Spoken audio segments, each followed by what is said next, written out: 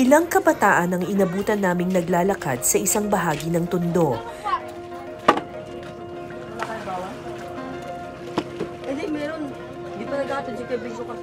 Bitbit ang ilang martilyo at timba, dumiretso sila sa isang ulingan sa kanilang lugar.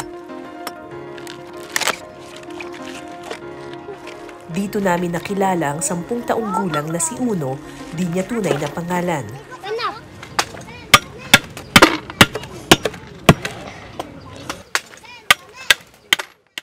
Ang pakay nila rito, kolektahin ang mga pako mula sa mga nasunog na bahay sa kanilang komunidad. Iniisa-isa nila ang mga nasunog na kahoy, nagbabaka sakaling may mababaklas at maibibentang mga pako.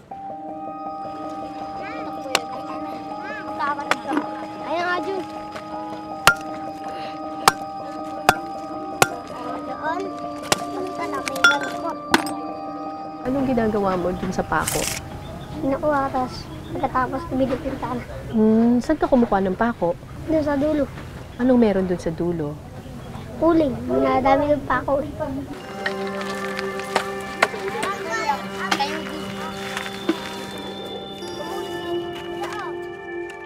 Bukod sa pagbabaklas ng mga pako, isinasabay na rin ni Uno ang pamumulot ng mga sibak o yung matitigas na plastic.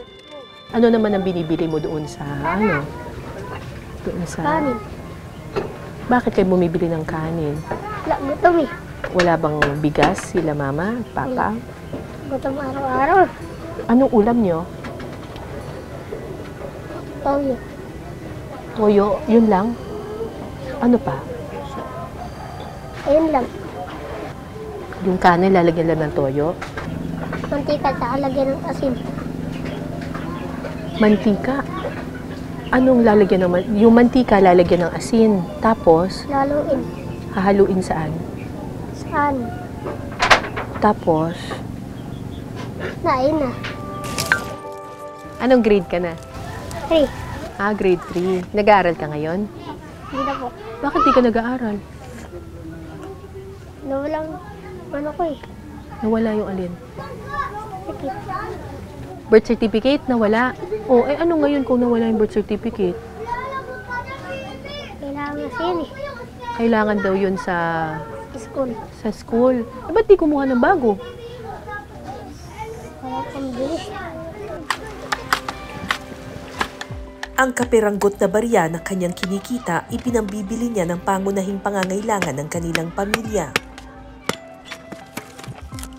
Di ba may 50 ka sa sibak, tapos 10 piso sa pako? So yung 60 pesos na yun, anong ginagawa mo doon? Bigas. Bigas. Pangkain. Bakit si mama mo tsaka si papa mo walang... Wala. Ano bang trabaho ni mama?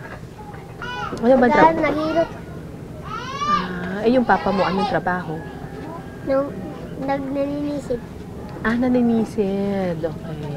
Tapos, ikaw ang bahala sa bigas.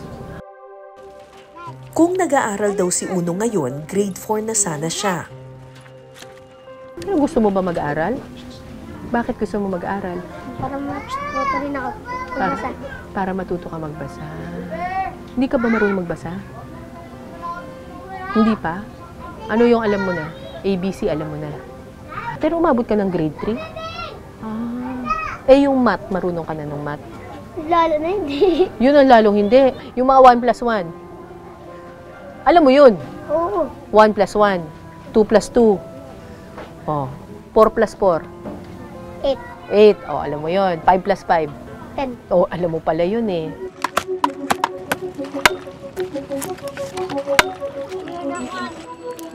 Matapos ang higit kumulang 1 oras na pangunguhan ng mga pako, diretso na sina Uno sa junk shop para maibenta ang kanilang mga kalakal.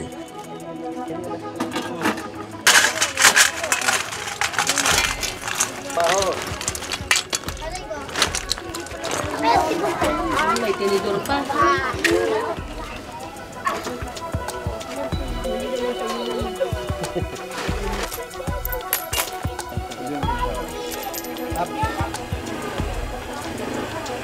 Oh, wag mo na.